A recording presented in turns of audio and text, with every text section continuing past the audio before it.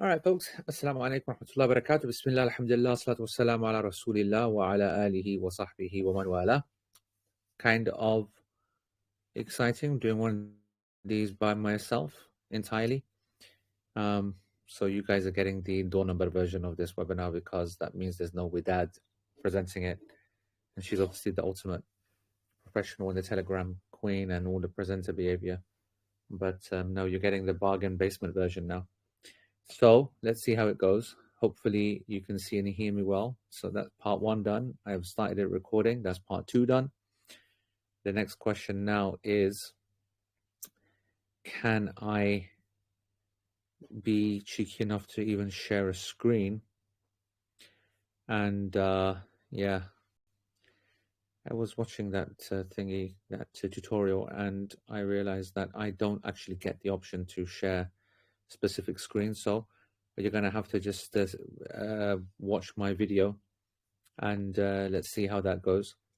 The what would be useful actually, just for me to understand how many folks are actually because it might even be in our benefit to not do the exact same thing that we covered last time, and by that I mean the e-wallet and the video, for 2 reasons. Because A, I get the feeling that the majority of folks saw that in the recording, and secondly, because I think that the majority of folks that are here now are probably here for the Q&A and wanted to take the opportunity to speak live or ask questions live or hear me respond live. That's in my head. Now, how can we test that? I'm not too sure. Let's see. What about if we have a show of hands, and you can select that. Let's have a show of hands for those folks who want me to do the e-wallet presentation and the Hajj video again. So raise your hands, and by that you can you raise your hand by, I think, clicking your thing, whatever. So I am taking that as a great sign because I can't see a single raised hand, which is what I was hoping. But maybe Widad's going to say, no, you're not seeing the right thing. There are raised hands. So Widad, can you confirm? Because I'm seeing no raised hands. But just in case. Sorry, I only saw one hand raised. I don't know. Okay, like right now, there's no hands raised on my screen. Correct? I only saw Zaid raise his hand shortly. Yeah, okay. That's okay. So then that's great then. So I think that what we can do is that we can jump straight into Q&A and discussion and debate and strategy and things like that. And that would be so much beneficial because obviously you can go back and record that, view the recording of that. So I hope nobody's going to get upset at that. And all right, so let's see folks raise their hands. Let's take some questions and allow people to comment and speak and whatever. I have at least clean hour. This is the graveyard shift. I have folks to chase up and other stuff. So I will pass it over to you folks. So now raise your hands if you would like to take the camera or ask a question. And I do need it to be in here because I am very, very easily distracted. If we do it in the chat, I'm going to completely lose control. Now, my concern is that there's nobody that I can see raise a hand. With that, like everybody asked their questions in the previous webinar. So basically, what we're saying, I can see Markaba with her hand up. Well, she had her hand up for a second, so I'm going to unmute her. But it seems that nobody wants to have the presentation. Nobody else wants to ask questions. So I have absolutely no idea what people are here for then. Just here to have some snacks, chill out. Yeah. We're not at that stage yet with that. As you know very well, we're not at that stage. When Nusuk goes live, then we have late night sessions. It's late night with Jules Holland, basically. We sit there, we take the drinks out, we lie down, and we just basically drown our sorrows. We just basically chat and work out what's going to happen. We're not at that stage yet, where it's like the late night sessions. But anyway, Markabo, if you want to ask a question, then you can just unmute yourself because I have enabled that from this side. So now you've got the mic. Okay, assalamu alaikum. Salam. So 2 questions. First one is, I remember you had mentioned in one of your sessions that at one point, one year, you guys purchased, a group purchased collectively 50 wheelchairs and then donated. Would you guys be considering to do that again, or would we get information as to how we can purchase a wheelchair? I did have a second question. It comes Let me to my answer that one mind, but first. Let me sure. answer that one first. You can remember your one, your second one. Almost definitely, we will be doing it again. It was just this last year, 2024, which is when we did it, and I think we will be doing it even better this year. What do I mean by even better? That we did it for the key parts of Hajj. Because to be honest, you don't really need wheelchairs, or the folks that come with our program are still in really good physical shape by the time that they've done the training with us, because we have a physical program, all right, which starts basically in March. And then secondly, we kind of like what's the word? Kind of like a fade into it. I forgot the word, but we gradually bring the kind of Transition? like the transition. Exactly, we transition folks up to the big days, because when it comes to the big days of Hajj, especially day of Hajj itself, the 10th of Dhul-Hijjah, people will be walking miles, and that is whoever they are, wherever they are, whatever they're doing. That's the nature of the beast, and so we've got to like bring it up, right? And it's in that kind of prep stage where the wheelchairs start to become really useful and in need, and for Jamarat and so therefore the bulk purchase of the wheelchairs, for example, makes sense at that stage. Also, it's when we're at home, and when I say at home, like I want you to understand, we're almost definitely 99%, even though that's what we're waiting for Monday. The packages will become live, in that we'll get to know the actual confirmed details. We should have a rough idea about flights.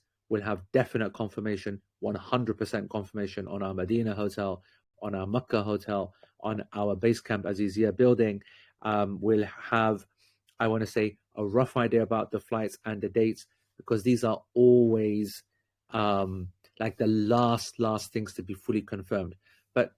But you guys meaning in our group, I just want you to know, the vast majority, and if you don't believe me, just go and have a little look around.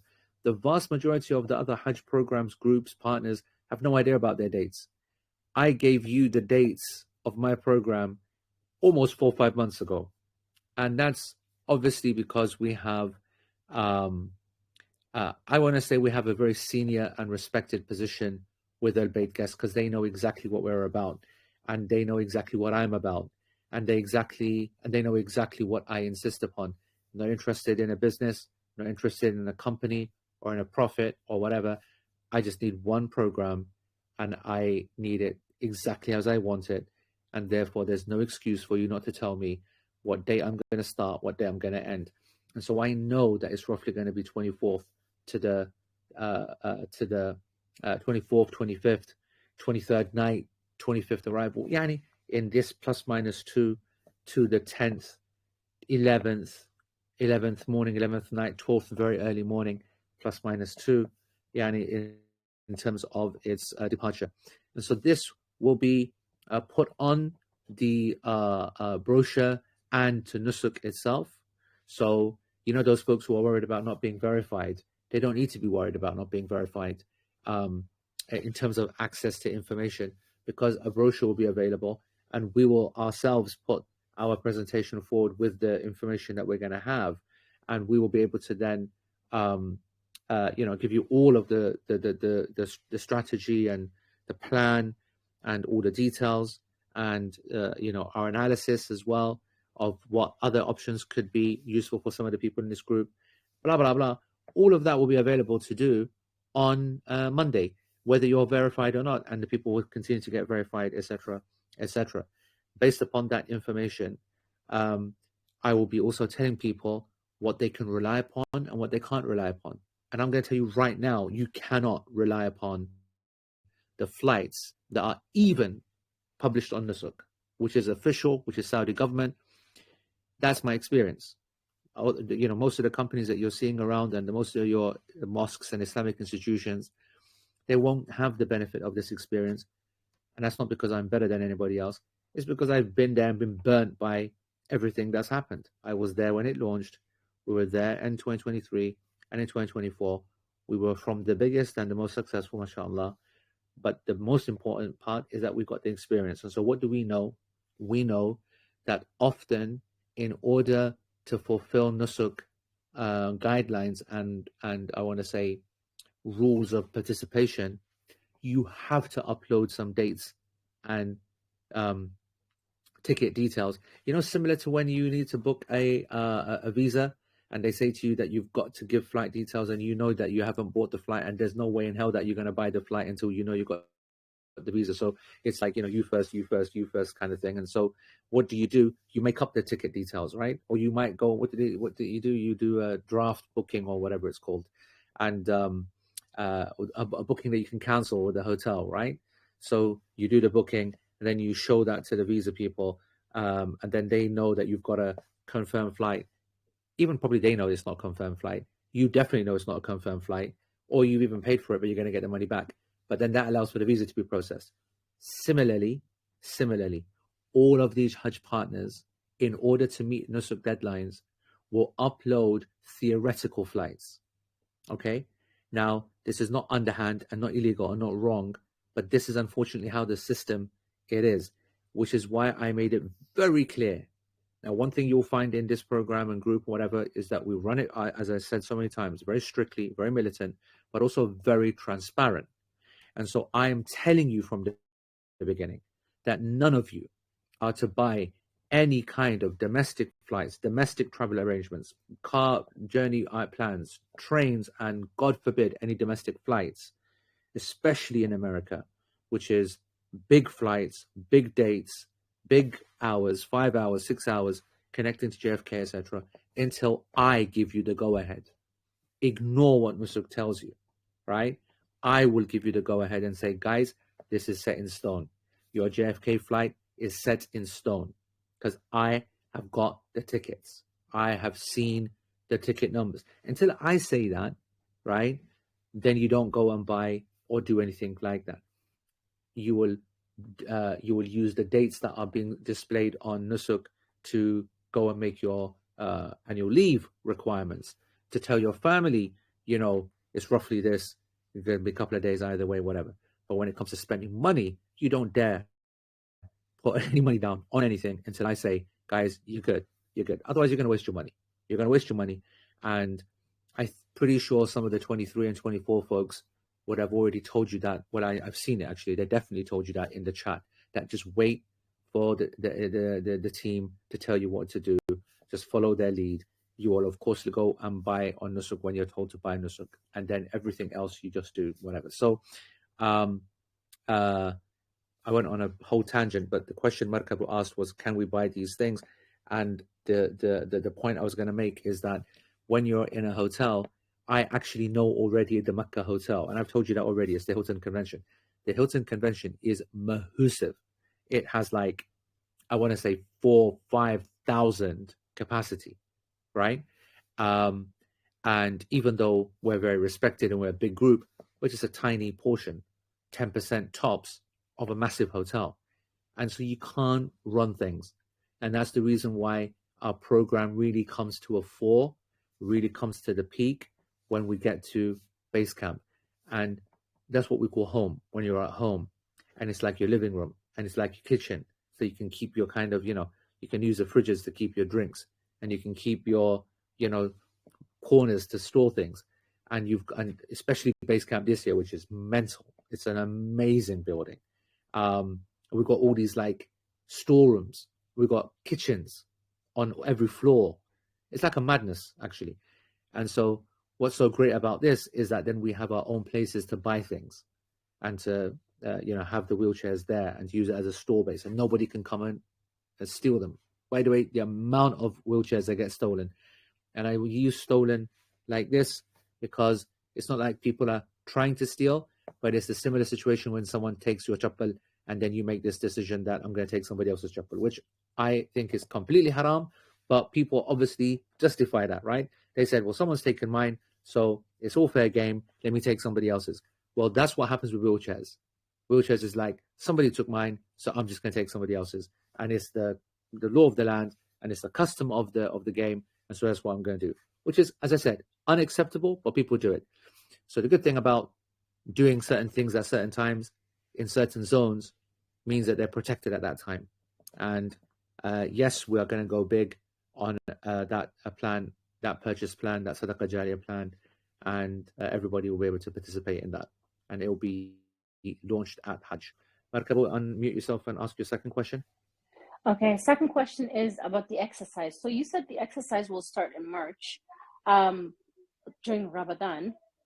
Do you guys have a time? Like, is it going to be in the morning that you guys will be doing your exercise? Or yeah, sorry, let me just clarify. What I mean by that is that the program will start. So certain members of the team will be more prominent than others in basically establishing the today we're doing this, and then Friday we're going to assess this, and then so it's going to be, it's not doing it together. It's like we publish and we say, right guys, today or this week you got to try to make sure you get this, and then next week we're going to try and do this. And for progress, we're going to use our private chat. It's not going to be the one that you see here. We're going to open up a different group, obviously, because those are the folks that are actually going. And then we're going to make sure that we're measuring things, all of us, mine, with ads, whatever, and you'll see how it works out. There's nothing to worry about. Nothing to worry about. Okay, but do we start like if we wanted to start tomorrow, for example, would you recommend starting like 1,000 steps? Absolutely. It doesn't need to wait. I mean, it's common sense stuff. I'll say two things for anyone who wants to start early.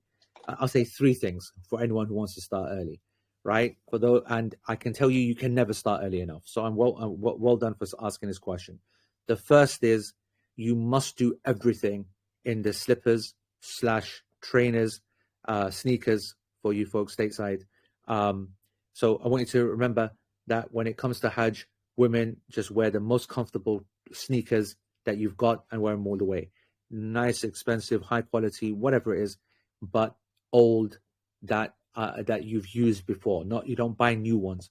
Your most comfortable walking shoes or sneakers or sports trainers for the women. For the men, it has to be slippers, and by slippers we're talking like flip-flop type or what they call slider type, and trying to avoid the sports sandal one that kind of encompasses the foot.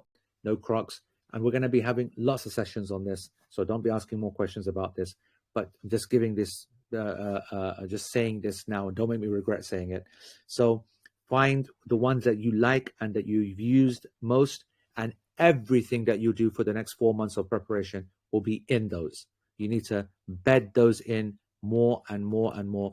And if you are forced to buy a brand new one, then at least this will work really well, because you've now got 4 months to get all your blisters out of the way, to get all your sweat and your foot to model to it, so that you are not suffering in Hajj. That's the first thing.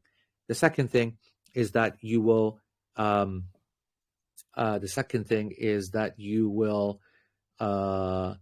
I've actually forgot what the second thing was. It was something around the fact that you need to start slow and build regular in terms of your walking. And when I say to you that you should be looking to get to 50,000 steps, all right, that you should do 50,000 steps in a day, and that you're going to try and create a scenario at least once in the next 5 months, 4 months, 5 months, that you do a 50,000 step day, that I'm not exaggerating, that is what you want to try and do. Now you've got 4 or 5 months to build yourself up to that. And you know that everyone's going to do 10,000 steps here and there, blah, blah, blah. That's not easy. So you start off with a couple of thousand, then 5,000, then 10,000, and then until you one day hit 50,000 steps before you've even put step in Hajj. Have you done 50,000? I've done 65,000, you cheeky bastard. Yeah, right. What do you think happens on a day of Hajj, bro? Do you think like I sit in the back of the tent, yeah? You sick guy. All I remember is you took a screenshot of someone else's daily steps and you posted bro, that. That's good tactics. That's strategic tactics. Yeah, and during the, like Dr. Abid, if he was here, what would he say? He would say that only the silly people will be doing the Hajj walking in the prep, and then he's the one, the sly packy here, that will do all of the 60,000s, the 50,000s, whatever. So I can't believe you called me out. Right. And so steps you're going to build up. No rush on that because you got 4 or 5 months.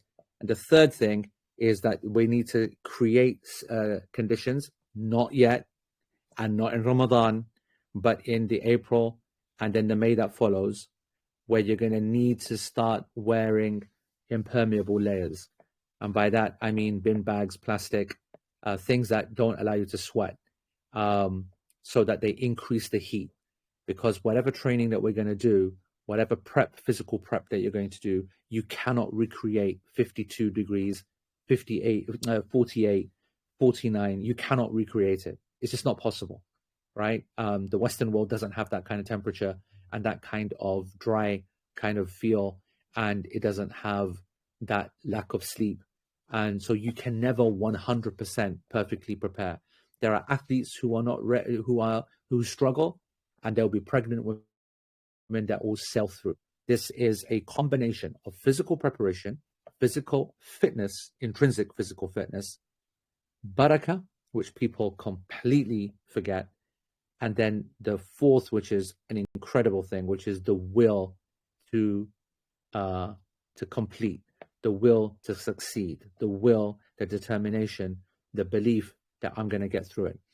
And if I tell you how many pregnant women heavily, and we don't advise, obviously pregnant women to be going to Hajj, and a person's got to obviously make an analysis with their experts and their local doctors, whatever, but multiple 5 months, 4 months, even 6 months we've had during these 40, 45, 48 degree temperatures, which in a normative sense, some people would say is completely, insane.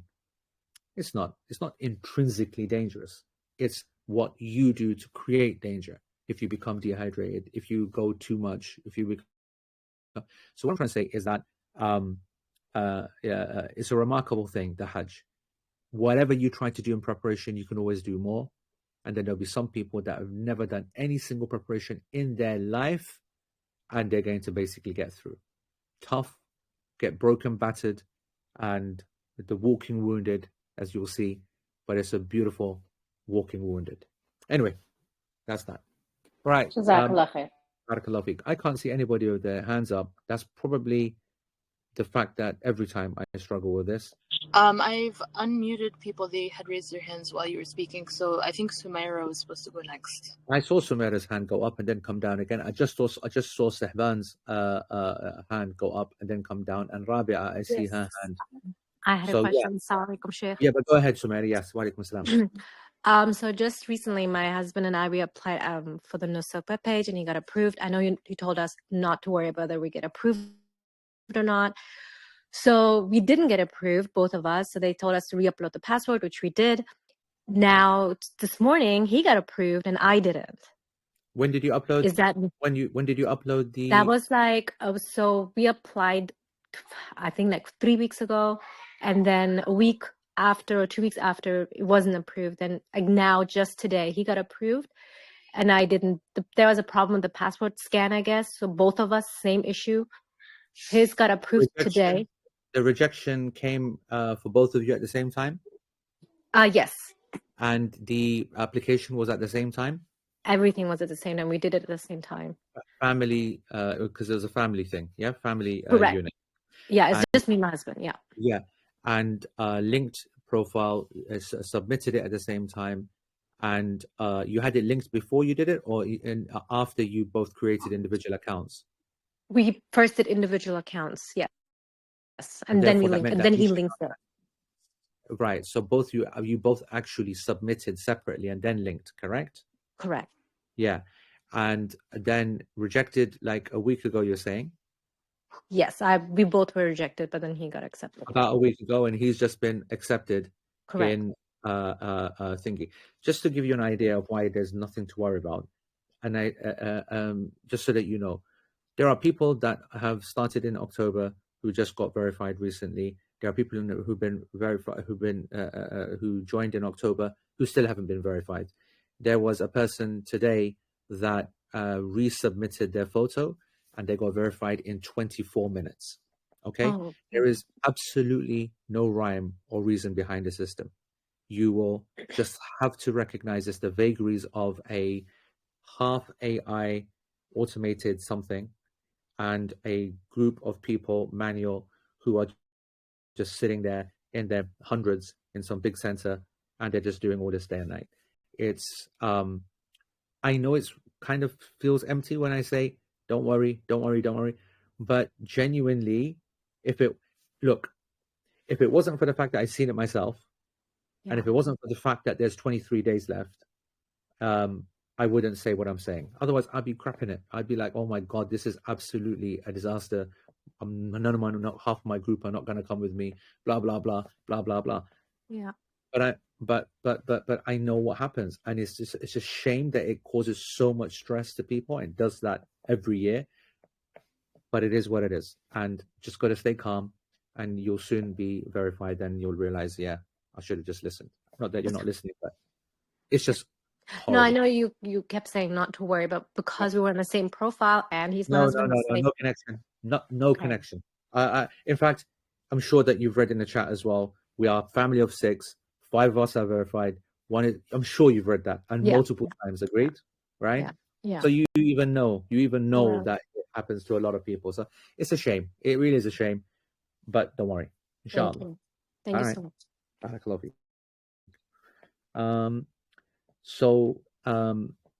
I mean, well, Dad's taken over now, so we might as well carry on then. Yeah, because I can't actually see anybody whose hands up. So I know that Sehban, if you can speak, then great. And yes. Okay, go ahead, bro. Assalamu alaikum. Salam. Sheikh, I had a quick question about something I heard you say in the last webinar. You said about those towers in Mina that they're against the ethos of Hajj. Could you just elaborate a little bit on that? Did I say that? Or something similar. I don't remember exactly. I know I said that I hate them and I wouldn't stay in them, but did I say it was against the ethos of Hajj? That's what I remember. I could be wrong. I could be wrong, to be honest. Yeah. No. Very much more likely that I'm wrong and that you're right, because I always forget what I say and what I So I do want to make that clear that I could have said that, but it would have been a mistake, I believe, because I don't believe it's against the ethos of Hajj. I'm also not a believer that I should, reign all over or humiliate the folks who go for the very expensive packages or stay in the VIP tents, because I actually don't believe that that's haram. I'd even go as far and say that even though, of course, I do joke about a lot and I do cuss a lot of people, and I will always take an opportunity to make fun of, things. One of my very close friends, Sheikh Muhammad Faqih, that some of you might know stateside. He replaced Yasser at Memphis. So he's the Imam of Memphis. He used to be synonymous in the, it makes me laugh even now, in the 2000s and the 2005s and the 2010s and stuff. He used to take the businessman Hajj. Like, he was the guide for the businessman Hajj. And I used to absolutely rip him apart for it. Joke Hajj, basically 6 days, right? And mostly Yanks. They all come in, fly in, arrive, and they basically just come for the days of Hajj, and they do a form of the Hajj, which we'll cover later. They do a form of the Hajj that doesn't need an Umrah at the beginning, so they just go straight basically to Arafah, or maybe sometime just come at Mina and just basically stay the minimum time, sack off Medina, and just go straight out of Jeddah again. And Sheikh Muhammad Faqih used to come on that program all the time. And, I said, what kind of joke is this? But the truth of the matter is that that's completely permissible. And it used to cost $15,000 back then. Silly money back then. Imagine what it costs right now. Now it's very difficult to get such a program. And I told you guys the other day, the shorter the program, the more expensive it is. So I want to say that it is not correct. And we're getting into a lot of conceptual stuff, which is heavy content, which is only fun to listen to afterwards, and maybe not so much now. But just for the sake of the question, I want to say that anybody here that decides to go and spend like 20,000 on a expensive, non-shifting Oberoi and Hyatt Regency, those are the 2 best hotels you can possibly stay in. The Oberoi in Medina, silly money. And then the Hyatt Regency, which is easily, Dar Tawheed in Makkah, which is the hotel, which is actually inside the masjid grounds, if you've ever been to Makkah before. And that would be costing 25,000 maybe to be on that package. I would not consider that un-Islamic. I would not consider it unethical. I would not consider it against the ethos of Hajj. I would say you're having a horrible experience. I would say I would rather be shot than do my Hajj like that. I would say that a person is not going to achieve what they could possibly achieve at Hajj. But is it haram? Is it against the ethos? Is it something that we should? No, and no. Because I just want to say this statement for now and then close this conversation. Hajj, you could go first class in a private jet. That's a contradiction. You could go in a private jet to Makkah itself and be dropped into Arafah and spend only 3 days, which is technically possible, right? Using every fatwa under the sun, and do a 3-day Hajj and have bodyguards and someone basically helicopter you from every single place. But you still have to do the Hajj. And there is no blagging the Hajj. And even that person will go through immense difficulty in the Hajj. Just in those 3 days of being chauffeured around everywhere, still has to stand, still has to spend time, still has to make dua, still has to be focused, still has to be sincere, still has to put up with the heat, still has to be able to sleep in a place that he doesn't know. I don't care how luxury, how X, how Y, it doesn't matter. And that's ultimately what Allah subhanahu wa ta'ala will be assessing a person when it comes to obligations. What's our point?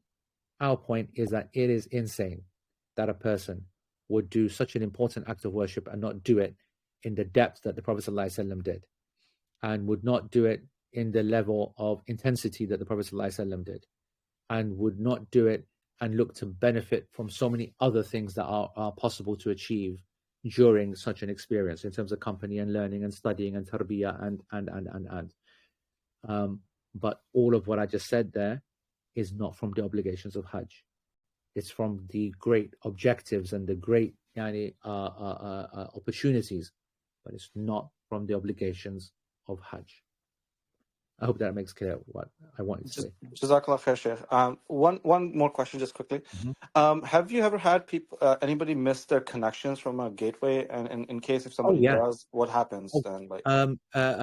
We have had some people. We had. Is she here? Let me just see if she's here or not. Okay, Tayyiba, you're not here. Tayyiba, beautiful sister from the Nigerian crew that came with us last year, and the Nigerian masses that will be coming this year are all through the eye care program. Tayyiba, she heads one of the biggest organizations in the United States, by the way. She picked up you know how you guys don't need a passport for domestic, right? And so nobody's checking. She picked up the wrong passport from home. And she gets on the first flight. Why would you pull out your passport? Because you guys don't, right? I mean, in the UK, you got to, right? Europe, you got to, but in the US, you don't. And you can board and without checking passport. She didn't bother getting out of the bag. She arrives in New York. She doesn't bother checking. She spends the night, I want to say, could have got that wrong. Doesn't need to check. She arrives at JFK Airport in the morning, comes to pull it out at the check-in. It's somebody else's passport. I want to say it's her mom's, or I want to say it's her daughter's. I can't remember. Anyway, and they're like, and she's come from Houston, bro. From Houston, right? So that's that gone. That's game over. No flight back, by the way. Husband with her. She contacts me. I said, Tayyiba, what are you doing to me, bro? I what are you doing to me? I go, okay, speak to me. What's going on? Obviously, first of all, Americans are just gangsters. Straight out gangsters. Danish, don't you dare any fact check me, okay? You just, shut up, you. I just You're gonna mess up my story. Don't you dare rain on my parade. I like my I'll come in later. Actually, and I'm not going to contest your facts. I want to come in with one point after you regarding this whole. You better be putting spec on Tayyiba's name and not diminishing my story. 100%, 100%. You know, she had sabr written on her bag. You know, she had one of those covers. Yeah, had sabr written on it, and she was tried just right at the airport. But go ahead. You know, I've got to say that he's right. She turned up, so her traveling clothes was a top that had sabr on it. Okay, when she called me, I lost my mind. Right, I was like, "What are you talking about? How can you leave home and not check your passport? What kind of what's gonna happen now? Blah blah blah." I'm completely, and she's like, "Sheikh, by the way, I just want you to know that I'm speaking to you on." She was on message, and she was dictating. She's already jumped into so there's no flights. She hasn't waited to check what to do. She's gone to the hire company, hired a car, jumped in. She's driving all the way back. I want to say 12 XY 15 hours, blah blah blah, driving back to Houston. I know that I've gone on a story. I know that you want a simple answer, but I just can't resist this because that girl's amazing. This story's amazing. She goes, "I'm just left the rest of the family. What do you want me to do?" I said, "Can you go back?" She goes, "I'm already on the way back." I go, "How are you going to get the flight? I heard you, there's no flight." She goes, "I'm driving." I go, "What about the rest of the family?" She was there with her friends and other people and husband. She goes, "I've sent them through, of course." I go, "You're going to come by yourself?" She goes, "Come on, man."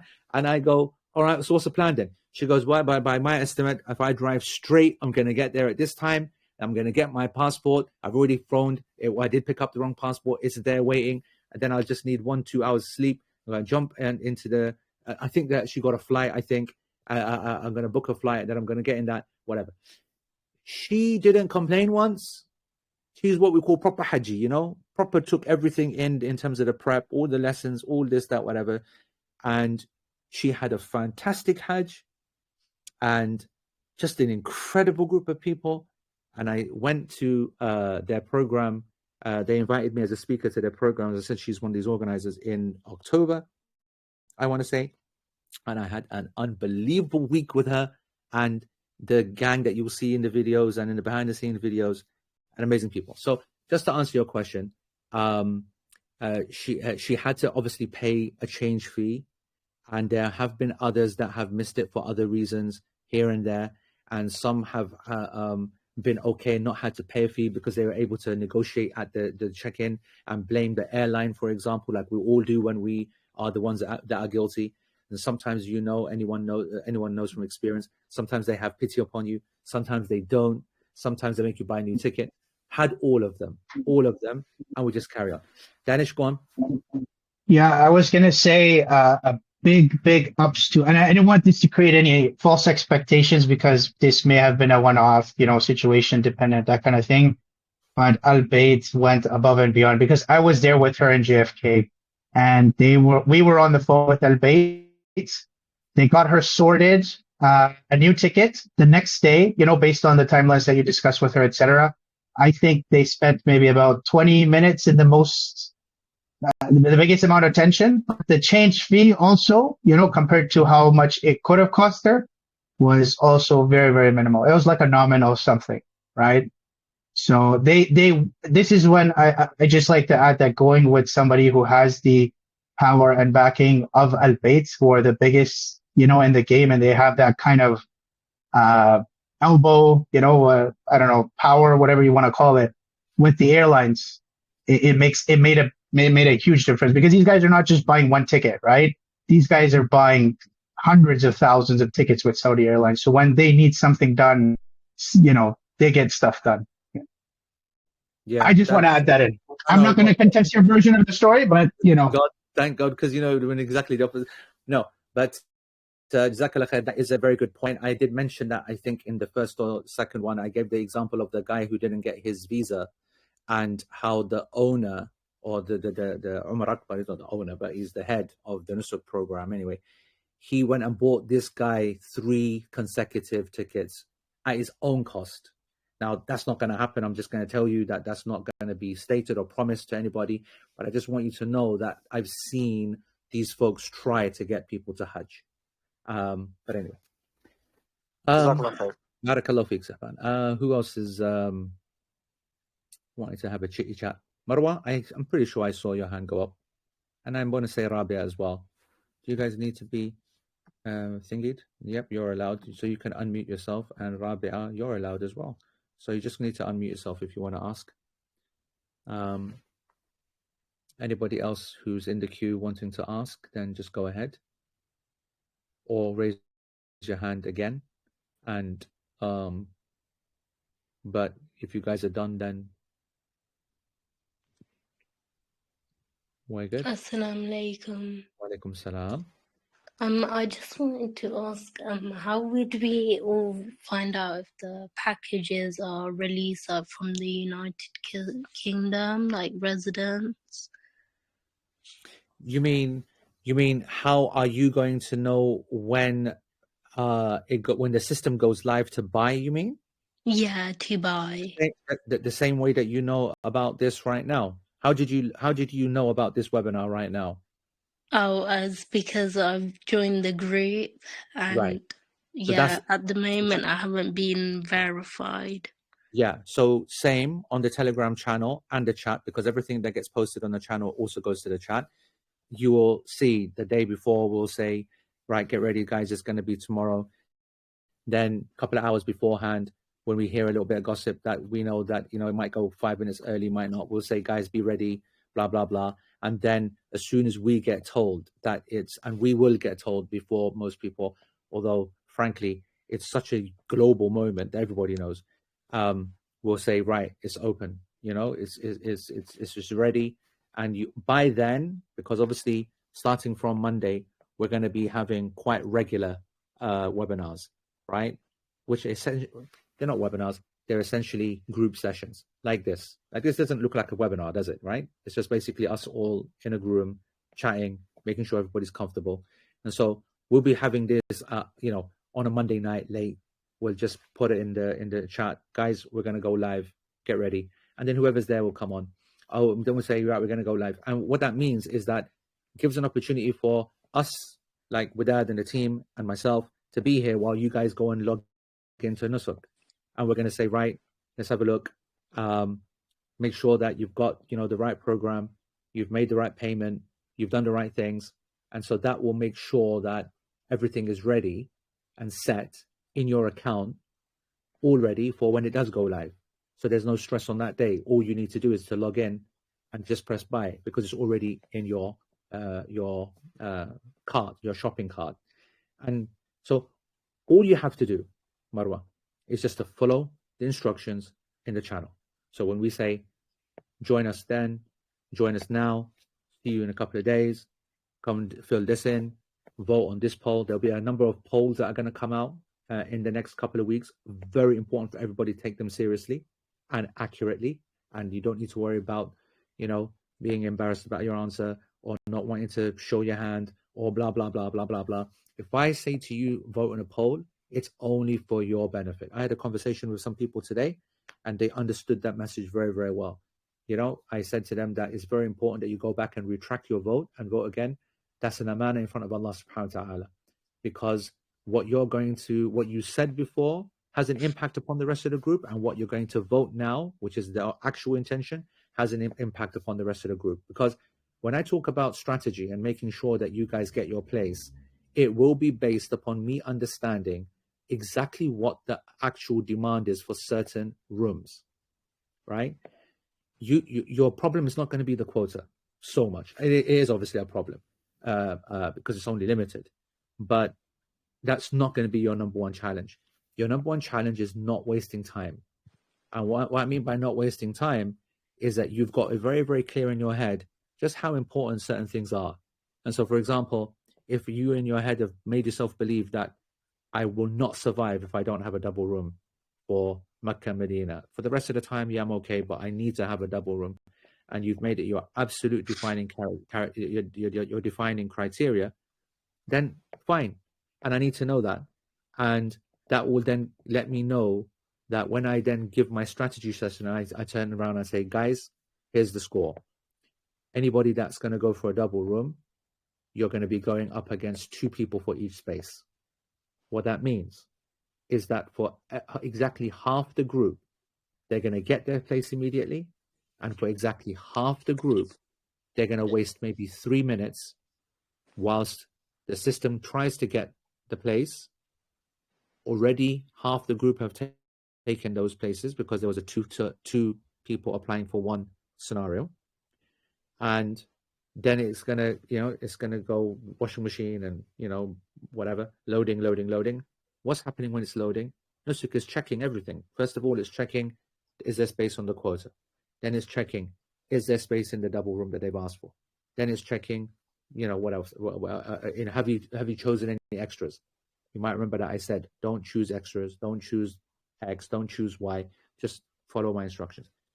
The minimum stuff, the minimum things you give for the nusuk system to have to think about, the quicker you check out. Now imagine that you choose double, and I've told you it's a risk to choose double, and you went and chose double, and it was sold out, for example. Now you've got to quickly scramble to go for a triple or a quad. Yeah? You're effectively now doing a second kind of buying process. And it could be that those few minutes are going to be a problem. I'm just giving you an insight to what I mean by strategy. By the way, no other program will go to this level of detail that we go to. This is something that we're very proud of, alhamdulillah. And the reason we can do it is because of the unity of the group and because they understand Islamic principles, that I am the Emir. And when I give a command, people listen. And it's not because I have an ego or it's because I need your obedience. It's because it will ensure that all of you will be in the very best place to make the decisions. And it might be that I turn around and I look at the assessment of my polls over the next couple of weeks, and I turn around and I say, guys, be comfortable in your position. If you wanted a triple, stick to your triple. You're going to be fine. Guys, if you wanted the quad, and I've done the analysis, you're all going to get the quad. And if I turn around and say, those folks that want to plan for a double, you don't need to panic. Stick to your double choice. It is very likely you're going to get it. That is the result of analysis of polls and you following rules. And then you're going to have a very smooth checkout process, and you're not going to be then caught up in any kind of, you're not going to be disadvantaged, basically. So to answer your question, Marwa, you will know very, very clearly as long as you follow the channel. All right. Jazakallah. Rabia, or maybe, or anybody else? Anyone? Do you have any idea with that? Because I can't see anything. Afroz, yeah, go ahead. Assalamu alaikum, Shaykh. I have a question on Fiqh. So although I just want to say, don't really like taking the fiqh one so early because there's so long to go, and not long to go, but so much other stuff. But if it's a quick, easy one, then why not? Go on. Maybe not, Shaykh. It's regarding a mortgage and your thoughts on. No, that's not fiqh. That's not fiqh. That's I thought that you meant the fiqh of Hajj. You're talking about the requirements on how to go to Hajj and whether it's obligatory and the like, right? Right. Yeah. And so if a person has a mortgage, okay, let's just discuss that. All right. There's two consequences of having a mortgage, legally speaking, when a person wants to go to Hajj. The first is the level of sin that a person is in, and the mortgage is here a metaphor or symbolic on behalf of many other things that a person could be doing. They could be sinning in some other way. They could have really bad relations with their parents and they're not doing enough that they should fix that. They could be in a state of zina, blah, blah, blah. Or they've taken a riba-based contract. Whether they've done that without consulting an Islamic scholar, or whether they've got a fatwa to do that because of a lack of Islamic alternatives. So I just want to say that the first question about a mortgage is, can I go and do an act of worship whilst doing something which is impermissible, right? Or whilst being in a state of disobedience, whatever. And the answer to that is yes. There is no connection between the two.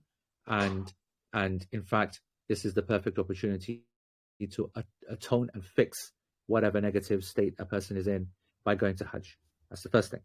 The second question that is a legal question connected to a mortgage is the concept of debt and wealth and what is obligatory when a person has wealth. Does a person really have $20,000 in their bank account, even though it's there and it says 20,000?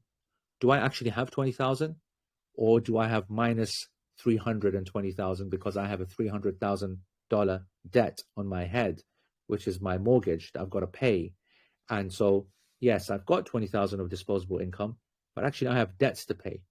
So this is the question. And the answer is that there's a virtual consensus that, of course, this is not a debt, and that this is not a debt that is to be applied to Hajj. because the type of debt that one would then deduct from the money that they're holding is the debt which is immediately payable tomorrow or next week for the entire sum of the money.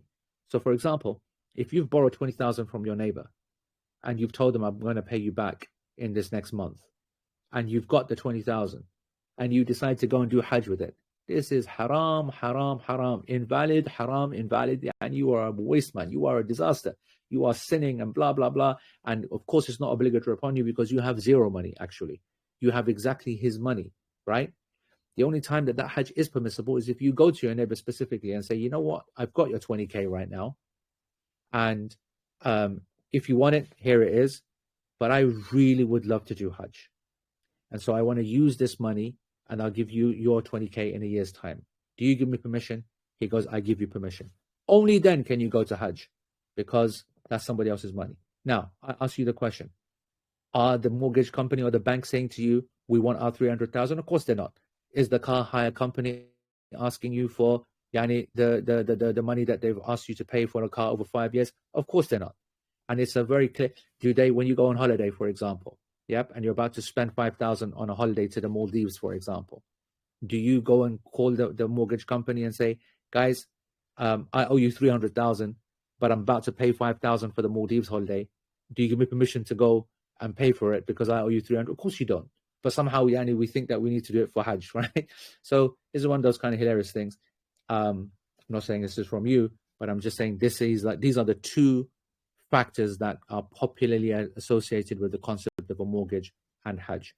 The sin aspect and the debt aspect, and both, inshallah, are not relevant. Person still needs to go to Hajj if they've got the money. Does that answer your question, Afroz? Yeah, perfect. Yeah, thank you so much, Sheikh. All right, bro. Barakallah fiqh. Assalamu alaikum warahmatullahi wabarakatuh. So I really want to go for a Hajj, and I do have, alhamdulillah, the money saved up and everything. But recently I got laid off from work. Right. And Allah, so, Allah give you better than yeah, what you are. Ameen, inshallah. And initially, before I decided to go for Hajj, I had planned to go to do Umrah in Ramadan. And I had paid for that, and I even bought the tickets and everything. So now I'm going for Umrah in Ramadan, inshallah, and then I have this Hajj. So I don't know if I should do both. I haven't discussed this with my parents. I don't know how financially responsible this conversation. I mean, I know they're not going to agree. However, my heart is really inclined on doing both. What do you suggest?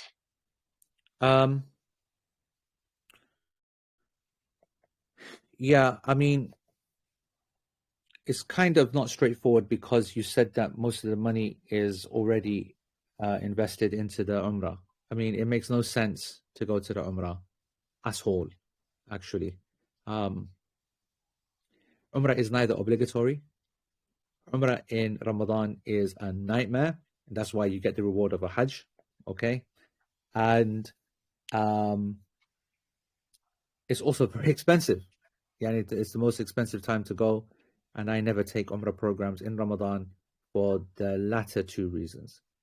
The fact that it's so expensive, and the second because it's so tough and you can't really do the programs that our program is so famous for. Can't happen in Ramadan.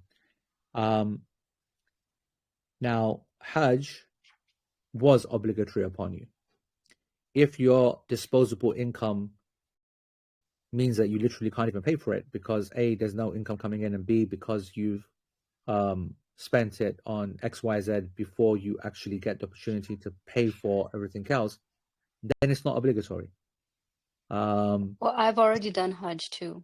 I've done it before. You've already done Hajj, right? Yeah. So then there is not. So then this question is not about a legal.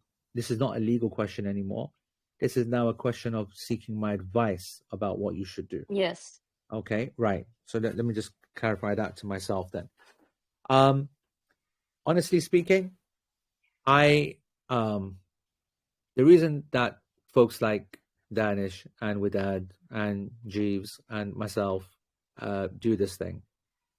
The thing that motivates us every single year to do the same thing is because we genuinely believe, and this is going to sound harsh, but the vast majority of people have been abused, or what I call halal abused, by Hajj companies, Hajj scholars, call it what you want.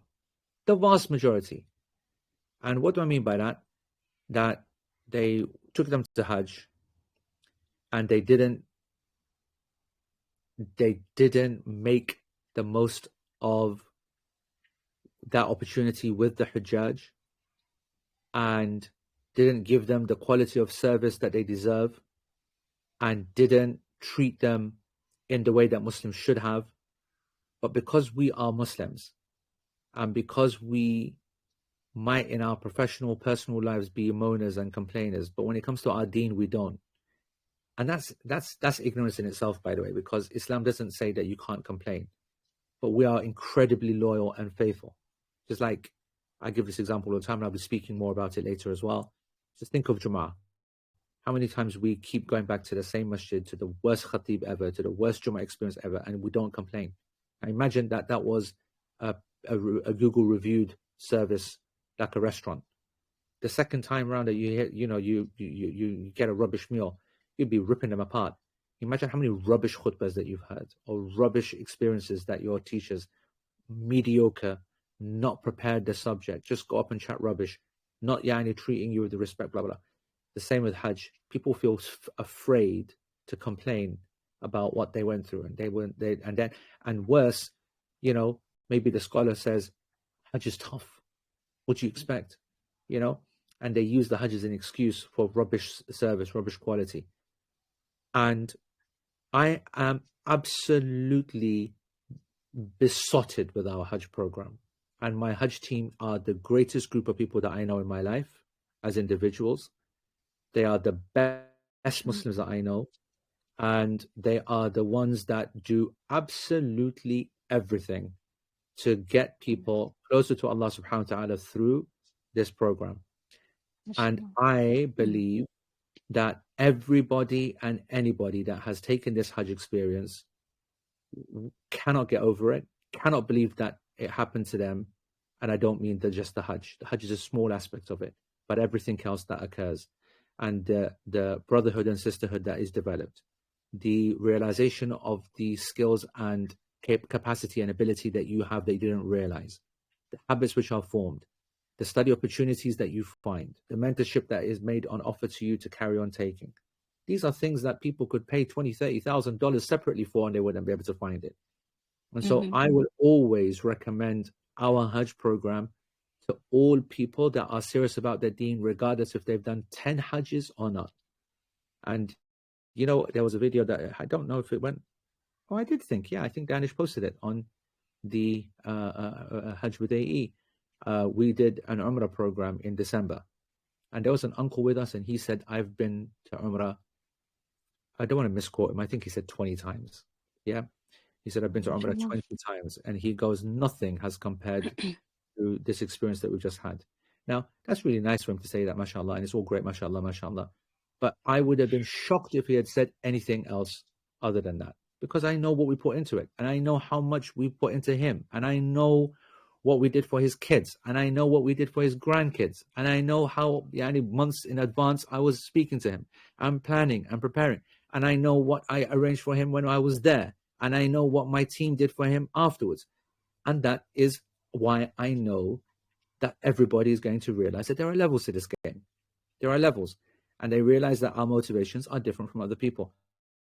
And so I would say to you, if I'm being honest, if I'm speaking to my own best friend, I'm speaking to my own people, that no, I would, if I could afford to, I would go to the Hajj again and do it proper, do it to the Sunnah, learn all the things that you didn't learn first time, realize just how different the score is, and also enact and apply the hadith of the Prophet ﷺ.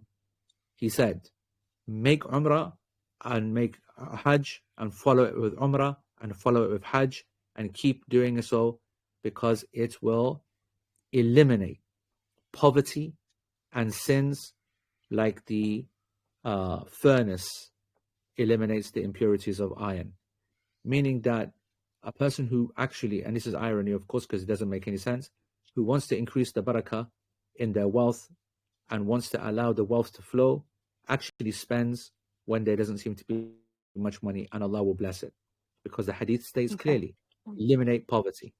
And then secondly, as I said, the Prophet ﷺ is saying, repeatedly make it. And you know that this is another issue that people get confused about. They believe that, should I give my money to Gaza? Should I give my money to X? Well, we don't have this kind of system in Islam. It's either or. You should always be giving to Gaza. You should always be giving charity. And you should be always making Umrah and Hajj as much as you possibly can.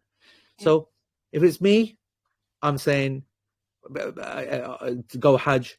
I have to tell you, the fact that you've paid so much into the Ramadan Umrah makes me think, how do you get any money back? But if you can get money back, then it's a no-brainer. If you can't get any money back, then maybe you sit the Hajj out. I don't know. But if it's a choice of an experience, it's not even close. Not even close. Hajj, of course. Yeah. Well, the only thing is that the airline tickets are not refundable. But I mean, I would, How the is that? package Why is that? is It's refundable. so far away, and even the worst tickets, even the cheapest tickets, before you fly out, give you something back. Or is it a case that this one? Yeah, I would get something back, but I mean, it's going Minimal. to still be a loss. Yeah. Yeah. I mean, I Then can have it changed, but I don't know if they'll ask for extra money to change the dates and destination and everything. Yeah, I think that could be a factor. You got to look at your finances at the end of the day. There's only so much to say about experience, and then if a person can't afford it, they weigh it out and go for the next time that it's available. We've got a few left in us yet, inshallah. Few left. Okay. All right, Jazakallah khairan kathiran. May Allah give you tawfiq, inshallah. Please see it, inshallah. All right. Who's next on the... Do you see anybody with that? I unmuted a few people, but it seems like they've dropped out of the call. We might be done if nobody else raises their hands. I did see Taiba pop in. She might have gotten a text. She popped in and then she left. Yeah, it seems like everybody who was waiting. There was Karima and S. Alam, but it seems like they've gone now. Okay. Oh, I don't know if you want to... Oh, somebody, Marco was back. Yep. Okay, we'll go ahead, Marco. But I was going to say that what I really am concerned about is why you get to see things. So I can see Sabs, for example, want to speak. You saw that? Yeah, I just unmuted her. Yeah, and then you can't see that anymore now, yeah? They're like the hand's gone down or whatever, yeah? Yeah, after I allow them to speak, then it turns... the blue disappears. And if you don't, then it just remains as the hand up then, yeah? I've found that it goes away pretty quickly for some reason. I don't know why it doesn't. I don't know. It goes after some time. It goes after some time. So. You see, I saw Shahina, which I think is our... Anyway, so in this order, please, Markabo, unmute yourself, then Sabs, and then Shahina. Go ahead. I wanted to ask about the, I think it's called Hudiya, the slaughtering at the end. Can we choose to go with a camel if we wanted to, or is it just a goat? So just because we haven't actually covered this, so we will be very strongly making our advice to not go anywhere near the nusuk qurbani, the udhiyah. Okay, that's the first thing I want to say, for multiple reasons, which will become clearer later. First, it's an extra step. You want to avoid that. Second, it's ridiculously expensive. And number three, the information that they give is not to my standard. That's the politically correct statement, meaning in terms of informing you when it's done and how it was done, whatever. And so we will be organizing that, charged privately, paid to the people that will do it for us over there in Makkah, okay? When we get there. So we'll organize all of that, and you'll pay cash over there. And I'll explain all of that. I still don't know how much it's going to cost. Even it's a bit early, frankly, because the price. We still haven't had a Ramadan yet, and the animal prices go up, down, and whatever. Anyway, to answer your question about camels, I cannot remember whether he has ever offered a camel, and I don't think it's difficult. So if you really wanted, by the way, you say camel, you mean a share in a camel, right? Or do you mean the whole camel? Yeah. No, it would be me, my mom, and my husband sharing a camel, just the three of us, a family. Right. Okay. So then, which is going to obviously very expensive. Yeah. When we were talking, possibly like, actually I can't guess, but more than maybe a couple of $1,000, by the way. Right. So if you were going for a full camel, when it only need to be a seventh, but I don't think it's impossible. And we would only find that out in Makkah anyway. It's too early to know that. And you'd always have the other animals to fall back on. But I don't think it's difficult. No. Okay, Jazakallah. All right, Barakallahu Feek. Sab? Assalamu alaikum, Shaykh. So I think you may be aware of our situation. My husband and I in Malaysia. Oh, yeah? Yeah. So Usman, mashallah, has been brilliant. He's been on it and he's been responding. Just wanted to know if you have any other advice for us. It's getting a bit scary now. I feel like it's just not going to happen. No, I don't think you need to. And Usman consults me on everything at each stage when he needs to. He's a pretty resourceful guy, the chief. And the truth is that I would say to you what I already wrote in the main Al-Bayt group. I don't know whether you saw my written response to someone that was getting quite stressed out by the situation, right? Yeah. And I said to them that there are three factors to this. Three factors: your intention, your effort, and the qadr of Allah subhanahu wa ta'ala. And the most easiest but often the least focused on is the intention, meaning that you've got to keep it going. It can't flag, right? That I want to go, and whatever happens, however it happens, I still want to go, and even if I don't go this year or the next year or the X or the Y. And because you don't want to think about not going, a person then doesn't actually continue their intention properly. So it's actually tough to keep the intention going and saying that I want to go now, I want to go next, I want to go X. And so that's the first part. The second part is to physically do everything that's possible. Now, I know that you've done that, but I'm just saying that for the sake of completion, that you've got to make sure that you're doing that, okay? And so because you're not just leaving it to Nusuk, you're reaching out to folks, me, the chief, the team, the support channels, blah, blah, blah, you're doing that. Anyone that tries to get upset, sad, depressed, XYZ after they've done these two parts didn't understand the qadr of Allah subhanahu wa ta'ala in the first place. I'm not saying that you don't, but I just want you to remember that the third has absolute jack squat to do with you. Because what Allah subhanahu wa ta'ala is doing in this process before he allows it to actually go the way that you want it is to see whether you are maintaining the intention and whether you are putting in the effort. To allow you to go is the easiest thing in the world for Allah subhanahu wa ta'ala. But maybe part of his qadr is to increase your reward out of the same act that everybody else is only getting 1 unit of reward for. Maybe Allah is writing for you that he wants the double or the triple. I'll give you the example of those folks that missed out on Hajj 2019 and they were still trying to get in. And back then, you could get in 3 weeks before we were leaving. It was a visa-based system. It was a travel agent-based system. There was that kind of, possibility. 3 weeks before, you could just say, I want to go Hajj. Take a wad of cash down to travel agent. Blah, blah, blah. I want to go to AE's group. All right, no problem. Let's have a look. Buy the flight. Bam. And I remember that there was a person that came and said, I can make this. I can make this. And I said, bro, you know what? We've already covered so much. I just don't feel comfortable that you're coming into this with 3 weeks and everybody else has been studying with me for 4 months, preparing for 4 months. And I'm not sure. Have you told work? No, I haven't. Have you told? No, I haven't. But I said, you know what? It doesn't look like You're going to have to, you got the money, I'm going to have to borrow a little bit of money. I said, bro, you know what? I think you want to hang out a bit. I don't think this is the one. You're rushing it, and Allah's not obligated it upon you in this kind of manner. So I would, may Allah accept your intention for going for this one, but target the next one. So he could have gone on 19 and didn't. Okay? He could have gone on 19, like he didn't. He made the intention to go for 2020, COVID hits. I gathered the group. I said to the group, let me tell you something, it's really, really important. The fact that the lockdown has started has not technically closed the Hajj.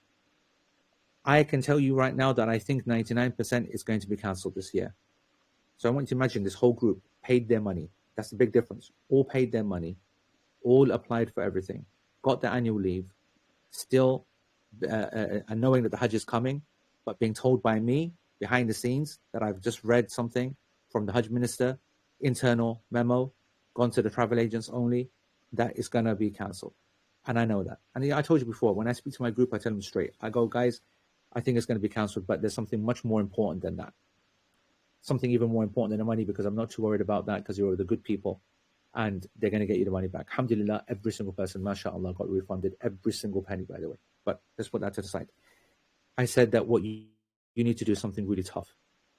Despite the fact I'm about to tell you that this is going to be 99% cancelled, I need you to believe 100% that I'm going, even if tomorrow, even if the day comes one day before and I say we're going, you got to be ready to go.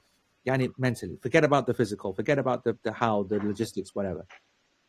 And I said, it's easier said than done. I'm asking you to do something, but it's not as easy as you think it is. You need to be committed. And the effort that you put in just the mental side of I'm ready is going to get you another Hajj written. Those people did that. It got cancelled. Same group of people I then said to in 2021, where the Saudis then said, we're going to do it. And I said to these people, it's going to happen. And they all got excited and they booked their flights again. They booked their annual leave again. And then Saudi then decided when the first mutation then came and they said it's too risky, they cancelled the Hajj again internally. And I had that same conversation and I said that right now this Hajj is going to get cancelled, I'm almost positive, and you need to make this intention clear again that I'm still going to go. And believe me, out of one Hajj you're going to get how many written. Then what happened? Hajj was cancelled. 2022, the Saudi government decided to themselves, without offering it to private experts, do the Hajj themselves. And they called it the Mutawif system. It was 2022. We knew from the beginning this was going to be a catastrophic. And we told all the people that make the intention to go to Hajj, but I'm telling you now, I am not going to take a group in this because they're not giving me anything that I want. Neither the dates, neither the structure, neither the study place, neither the base camp, neither whatever. So I will not go. But you folks make the intention that you still want to go, that you still want to go. Whether you make the decision to go with a system that's not fit for purpose or not, you make the intention that if it was fit for purpose, I would go. They did not go. The majority of them did not go. 2023, they went in the Nusuk process. The majority of them got in. One Hajj and 5 have been written for them. 19, or that person anyway. 20, 21, 22, 23 as well. Fully written. The full reward. I know that I've gone on and like an irritating Maulvi, but I just want to just make this point that we do not understand the power of our intention. The rest of it, we don't care about. Yani, I want you to know that sometimes Allah subhanahu wa ta'ala makes things easy for people without putting them through the mission of the money and the mission of the stress. And I want to say to you that it might be the case that we can't get you through this year, but not for 1 second should you let up on the effort and the intention, so that when you do go, you got a full Hajj for free. And that is nothing to be sniffed at, especially when you go and perform that Hajj and you realize how difficult it is and how much effort it took and how much cost it was. And then you realize that that same quality level thingy, you've just had another one added to your account. So I'm not trying to say this in a negative sense that, listen, get ready for cancellation or not. Just keep yourself calm and know that Allah has a plan for you. Know that Allah subhanahu wa ta'ala is watching you very carefully to see how your effort and intention, does it wane or does it maintain? And are you happy with his decree? And then when he makes his decision, he's going to look at you close to see, Yani, that when he says, no, it's not happening, what your response is going to be. And I want you to be calm. I want you to be calm now. I want you to be calm then. I want you to be calm after. That's how you win in this game. And inshallah, it's going to happen. And if it doesn't happen, then we're happy with his decree. It was a difficult circumstance. It is, Yani, out of the, it's not the most obvious scenario to have. But Allah subhanahu wa ta'ala will find you a way if you keep maintaining that intention, inshallah. Okay. Jazakallah khairan. It was great advice. Jazakallah. I want to say that next was, I think it's Makeda. Makeda. Okay. Yeah. Okay, Makeda. Yeah. Hey, assalamu alaikum. Salam rahmatullah. I have two quick questions about nusuk. The first one is it briefly displayed something about a residency permit, but then when I uploaded the pictures, it didn't come back again. So I just want to make sure I'm not missing anything, right? Just the passport. So you're in the US and Yes. you have what passport? Somali? No, American, US. You have a US passport? Yes. So why are you uploading any residency documents? You shouldn't be uploading any residency documents. Okay, good. I didn't, but it asked me, and then before I was able to do anything, it just disappeared. So I wasn't sure what happened. Like, what happened? I don't know. Okay. I just uploaded. Yeah. And so Okay. you're still under awaiting verification, correct? Yes. Danish? Yeah, that's the introduction screen. And that's the introductory screen guide, if you will. You pass through 3 different screens. One that says, your photo must be this, then your passport must be this, and then the third screen, which is like a tutorial guide, it talks about a residency permit in case you need to upload it. And then once you get through it, it just goes away. So it doesn't apply to you. It's just there for people who have that residency permit. So I wouldn't worry I wouldn't worry at all about it at all. Okay, good. Okay, alhamdulillah, good. And then the next question is, I think I'm pretty sure I heard you say this, but I just want to confirm, there will not be any land packages, right? I have to buy a ticket through the Nusuk app when the time comes, inshallah? Correct. Nusuk's published and confirmed system as it stands right now is that they have changed what they did last year. Okay. Last year, a person could go from any country at the beginning on their US quota or UK quota and buy their own flight because they're living somewhere else, blah, blah, blah. We were still, by the way, advising them to not buy their own flight, to buy the group flight because we travel together. You see what I'm saying? Yeah? Yeah. So there's obvious advantages, and many more advantages as well. Cost being another one. The customs are more expensive, unless, of course, you're living next door in Bahrain or something. But anyway, now listen carefully. Okay. This year, they said they're changing the system and they got rid of the concept of custom flight. Okay? Okay. Do I believe that that's 100% dealt with? No, I don't. Meaning, do I believe that it's possible that there could be a last minute change after the first phase? So I'm talking after 9th of February. Could it happen that few days after they decide to allow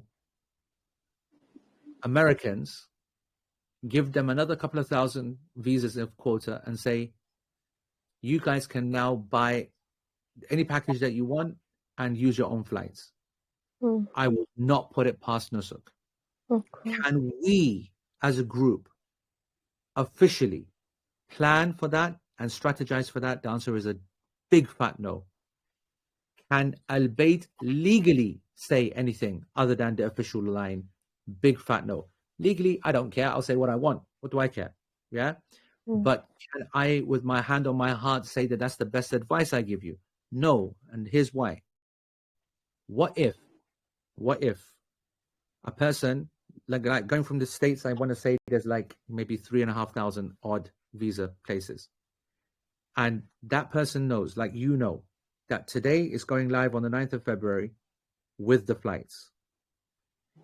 and there's like 10,000 Americans that are going to be trying to get this, or 5,000 or 3,000. It doesn't matter how many. And I know in a week's time, I can possibly get the same package, but with a custom flight, with my own choice flight. And I tell you, all right, listen, that's obviously closer for you because you're in Houston, or that's even closer for you because you're in Doha. You're going to save money and whatever. How can I, as a Muslim, say that to you?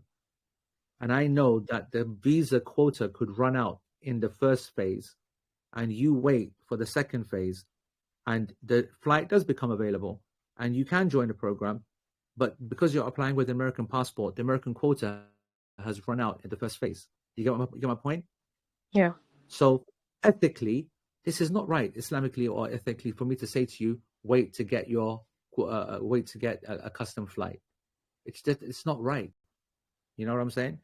And even if it happens, and if it happens, then we're going to tell everybody, guys, it's amazing, man. Everybody, whatever, anybody else that, like, I won't be telling you folks, and you're not going to be relying upon it. But there's a whole load of folks waiting in Australia, waiting in Norway, waiting in Germany, waiting in Holland to come on this program. They're desperate, like last year.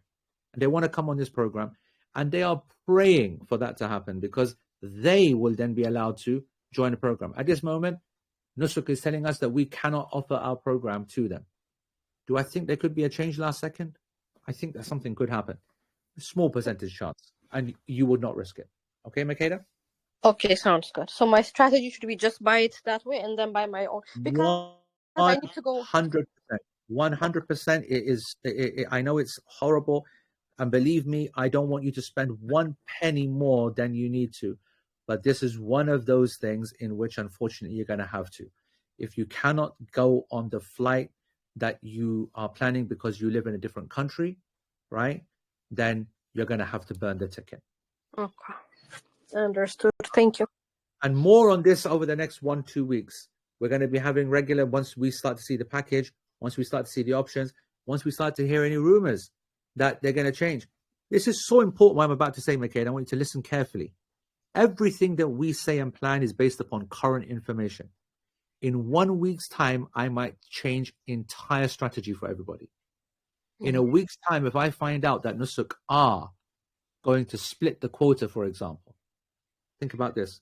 I'm not saying this is going to happen. I'm just giving theory. They turn around and they say that not split the quota, we've increased the quota by 50%.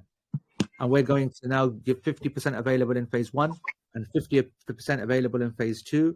It's going to be a protected quota. It can't be used in phase 1. And it will allow people to be able to buy packages. And I'll be changing my thingy. I'll do a new webinar, new presentation. The team will be all briefed by myself and everything. That now we can give options. So this is a evolving, developing situation, which is why when I keep talking about, you've got to put notifications onto the channel, Telegram channel. That's the most important thing in your life for the next 3 weeks. It's as simple as that. Chat, I think, is very beneficial, by the way. But I don't think you should have notifications on, because you can't live your bloody life, Yani, with that thing going ding, ding, ding, ding. Every time Hamza Yani makes one statement, every time Isa responds to somebody, every time flipping Saad Yani is responding to a question, every time, can you imagine? You'd be flipping dead. So just turn notifications off of that and go in whenever you want to and benefit. But the channel, stay close, stay focused, notifications on. Anytime I send something, even if it's nothing, you say, oh, it's nothing. Wait for the next one. I don't spam it. I don't spam it. Intentionally so. I could do. Believe me, I could spam that with so much videos that we make, our social media content, which is amazing. We do quizzes, photos, videos. No, I said, listen, go on there and find that if you want. This is for important stuff only, so that the people who are busy know what to focus on. So just stay close to that. And if we change strategy, we change strategy. Okay, all right? so thank you. All right, Hamza, take the mic like you don't do enough of that over there. Assalamu alaikum, Shaykh. Salam. One question came to mind. So Nusuk it's an open platform, so those of us that have been following the group and intend to go with you and follow the guidance, etc., we know what we're in for and everything. But how do you treat those who, hey, I want to go on this package from JFK with this group and I like what it is, and They just You know how I they just treat book those. it. You know how I treat those people. When you meet the luckiest person in the world, and you go up to them and you say to them, "Do you realize how lucky you are?" And they say no.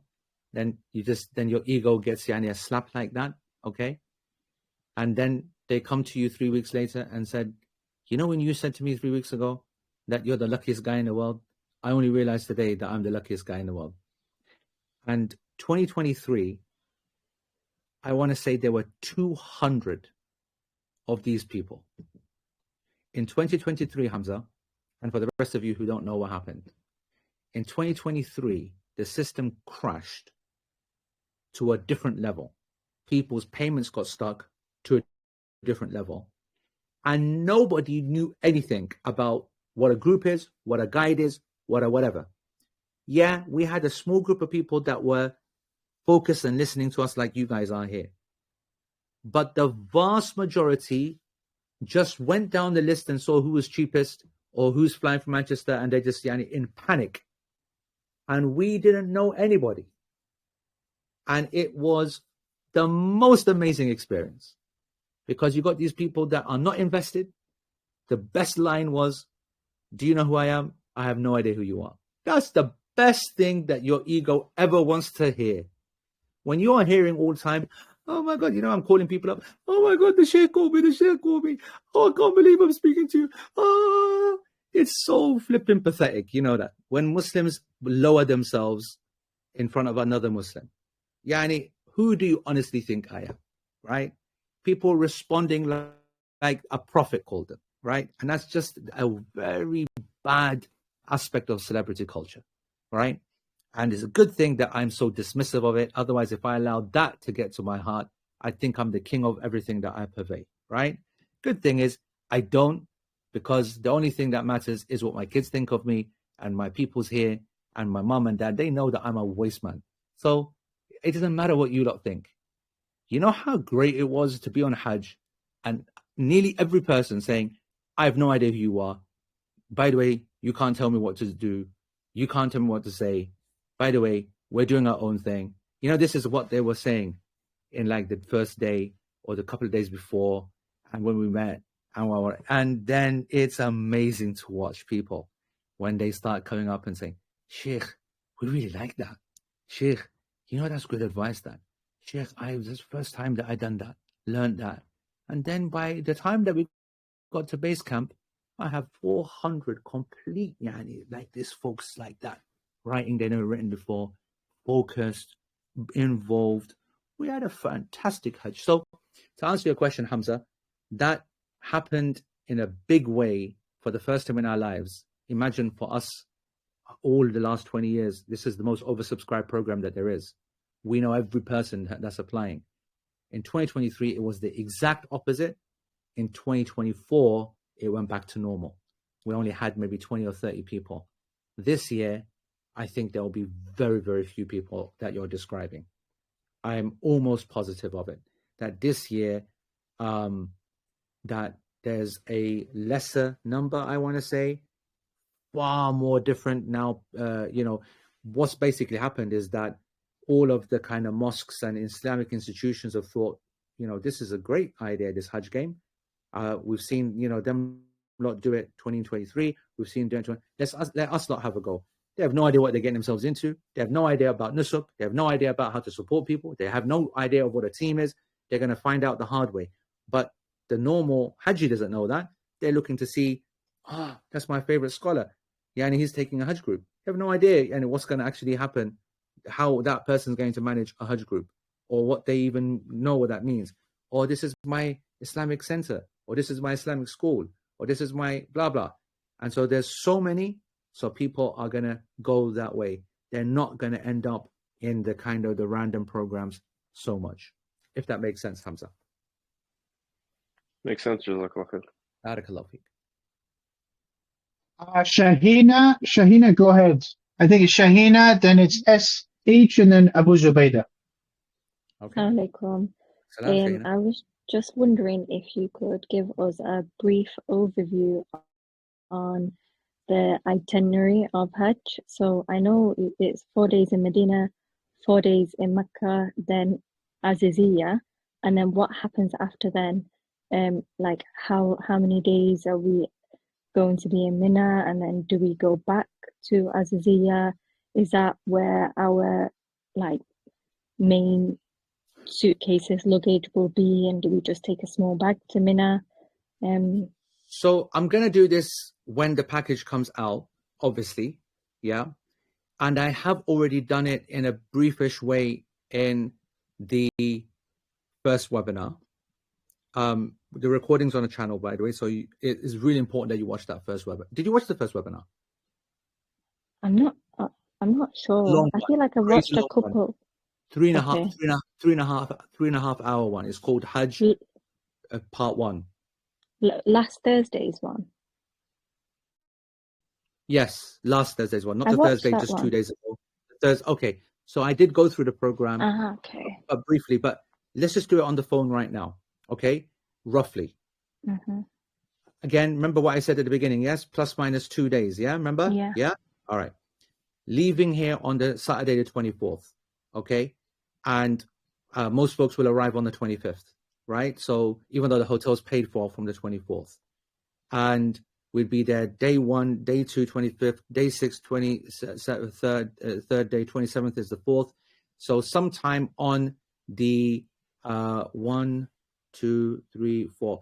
On the 28th, on the Wednesday, we would then go to Makkah. Yeah. That would be the first day, then second day, third day, fourth day, 31st. So then on the 31st, on the next day, meaning the 2nd of June, the 1st of June, we would then go to our Aziziyah building. So now we're in Aziziyah, and which is base camp, and we'd be there for 1 day, 2 days, 3 days, 4 days, basically in our Aziziyah, or maybe 3. So 3 to 4 days doing our base camp activities and prep and the like. Then we go to Mina. So then on the 5th, we're in Mina, that's of June. Okay, again, these are Gregorian dates. So don't forget that this is based upon the 7th of the Hijjah, the 8th of the Hijjah, and these are obviously based upon observation. Yeah, so that can change as well. Yeah, so remember this, that these are. So when I say, by the way, listen, this is important, Shahina. When I say plus minus 1-2 days, that's from airline schedules. Yeah. Mm-hmm. When I say plus minus 1 day in the program itself, that's the Islamic date issue. Does that make sense what I'm saying? Yeah? Makes sense. Yeah? Yeah. So the 5th of June, for example, that should be the day that we go to Mina, the 8th of Dhul Hijjah, as according to the Sunnah of the Prophet ﷺ. But that Thursday, the 5th of June, could also be the 7th of Dhul Hijjah, and it could also be the 9th of Dhul Hijjah. You get my point? Yeah? Right, okay. So the 5th, then we go to Mina. And then we will go to Arafah on the 6th. Then we will then come back to our Aziziyah building on the 7th, do Hajj, and then go back to Mina for the nighttime.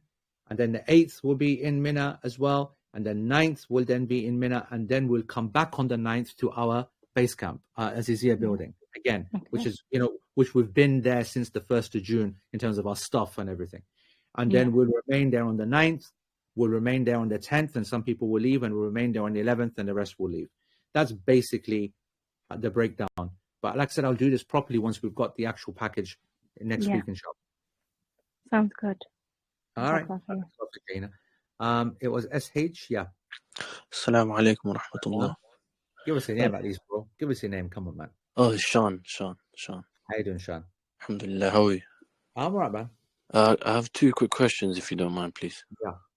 First question is regarding the first question is regarding you were mentioning about how typically double bed packages are quite high in demand. Yes. Would you, in your experience and your team's experience, if we're not persistent and like we have to have a double, would you recommend to go for a quad as it's less in demand, so it's more likely we get a package? So I answered this question on Thursday, and what I said is that yes, on a number of accounts. One, because it's normally the largest portion of rooms. No, Yeah. So that's statistically you got a better chance. But 2 on a pack is the cheapest one as well, right? Yeah. And then number 3, I believe strongly, like some of the previous Hujjaj of the previous years wrote in the chat group, if you ever read, that they were worried about this point, but they found that the best part of the Hajj was being with our type of group people, like-minded people in a room. It's a very different experience doing it with your husband or with your wife or your mum and dad. So I actually believe that it enhances the experience as well. No. Now, saying that, like I mentioned at the beginning of this call, what's more important to me is not that everybody gets a quad room. I'm more than happy to let people have a bit of fun and a bit of enjoyment, a bit of privacy, and a bit of a holiday as well in a double room with their husband and wife. There's nothing wrong with that. Yeah, because the Hajj is tough enough as it is. And you're going to be sharing in, the rest of it, the whole half of the program, you're going to be forced, right? Forced. So a person wants to have a little bit of mazza, a little bit of, in Medina, Makkah, that's okay. But in my opinion, that should not come at the expense of the chances of you being on the Hajj program. That's my point. And so if people follow my lead and complete the polls, like I say, and allow me to do the analysis that I need, which is a combination of figures and conversation with people like Abdurrahman al-Hilbawi and the people who got a lot of experience in these things, and my assessment of what's going to happen last minute, like what Hamza was mentioning about people who just come in random and say, oh, this is from Manchester, let me just take this one, it's local to me. I don't know the guy, don't know anything about it, but you know what, the price is good. And because our program is definitely going to be cheaper than others. So that's a factor. That's a factor. What Hamza is asking is actually part of strategy. We're not going to be the most expensive program. We're going to be bang in the middle, right? We know for a fact, what's 30,000? 30,000. We know for a fact, let's just say 32,000, right? Just for the sake of it.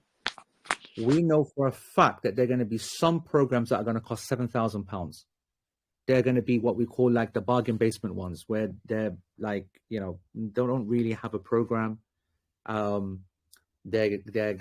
called standard. The hotels are not like the 5-star hotels.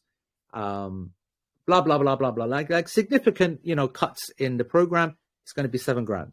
All right. We are expecting ourselves to be 10-ish. Yeah. So we're bang in the middle, and you'll see loads for 13, 14, 12 and a half. And so there's going to be people, randos, that are going to be like, this is going from Manchester, or this is going from London. Oh, AE, I think I've heard that name before. Can't be the worst thing. I'm pretty sure that wasn't a disaster. I saw something on Instagram. It's going from, so there will be lots of random people. So I've got to make an analysis for that as well. Yeah. An allowance, I beg your pardon, sorry. An allowance. So with the data, I will absolutely give you accurate scenario. I will not hide anything. I will say that and if I find out, for example, that I know how many double rooms, because a lot of the time I don't know how many double rooms we've got. But if I do know that we've got 150 double rooms, it won't be that much, but let's say 100 double rooms, which is now 200 people. And we've got 100 quad rooms, for example. Yeah. And I then do the sum.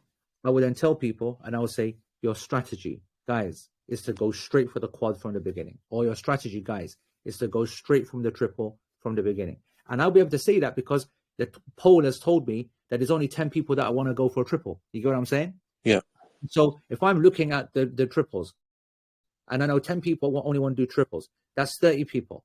And that's 10 family units want to do triple. And I look and I see 20 triple rooms, and I know that only 10 want to go for it. That means there are 10 triple rooms available. That's free money. That's a person. That's me saying to folks, if there's anybody that want to go for a triple, there's 10 rooms out there, and I want to tell you that only this many people want to go.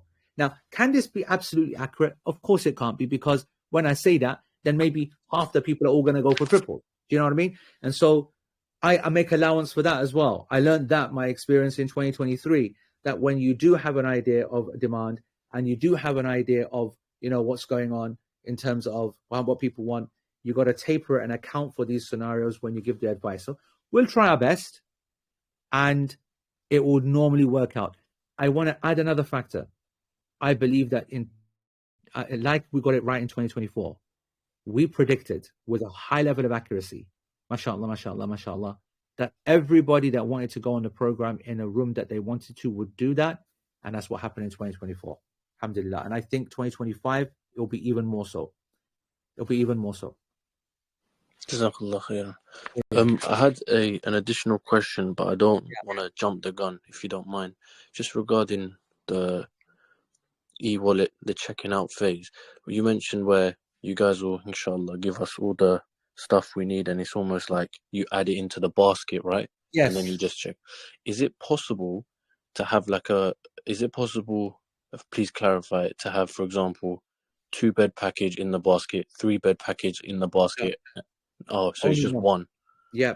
And not only just one, but it's one for every person in your family unit. Ah, right.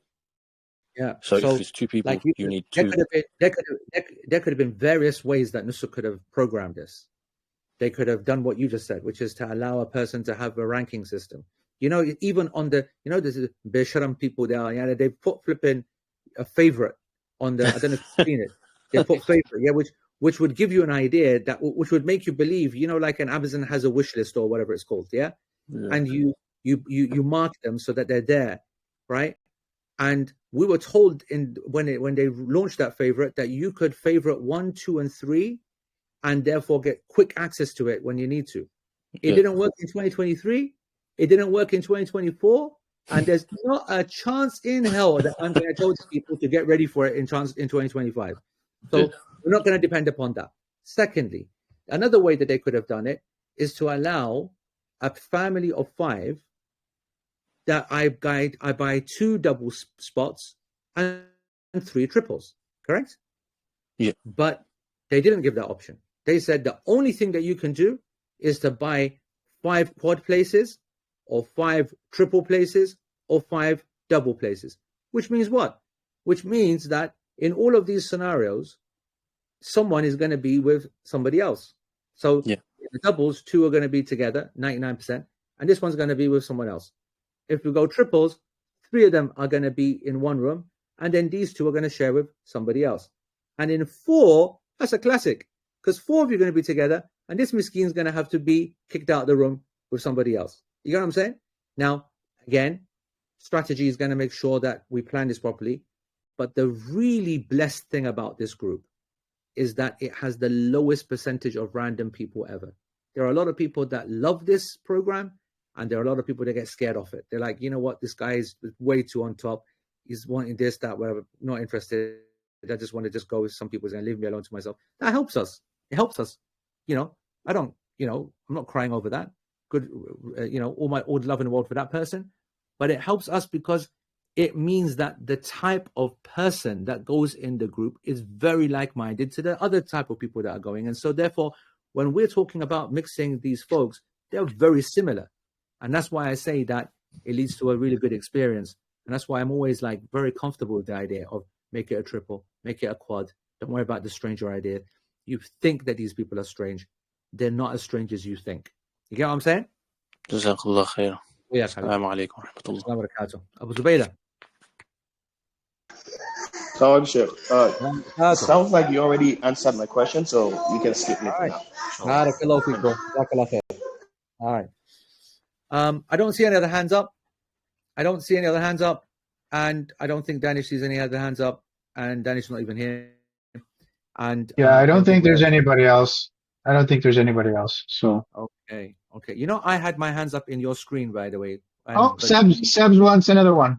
That's fine, but don't cut me up. I said I had my hands up for the last 5 hours in your screen, okay? And you completely blanked me. Yeah. You laugh. Keep laughing. Yes, Sabs, go ahead. Sorry, just very quickly. The role of the lead program, is it purely just for the Nusuk platform? When we get there, there's no... Okay. No. All right. Purely. Okay, cool. All right, guys, we're going to call it. Barakallahu feekum wa jazakumullah khair. I hope that was useful in some kind of way. And obviously, we'll keep the chat open for anything else. Keep eyes open. I think I'm gonna almost definitely not gonna do one on Thursday. I might do one earlier. All right, next week. Playing with the idea of Monday. Mentally get yourself ready for that. Yeah. Maybe a late night Wednesday one, possibly, but let's see. بارك الله فيكم وجزاكم الله خير. سبحانك اللهم وبحمدك أشهد أن لا إله إلا أنت أستغفرك اللهم وأتوب إليك. والسلام عليكم ورحمة الله وبركاته.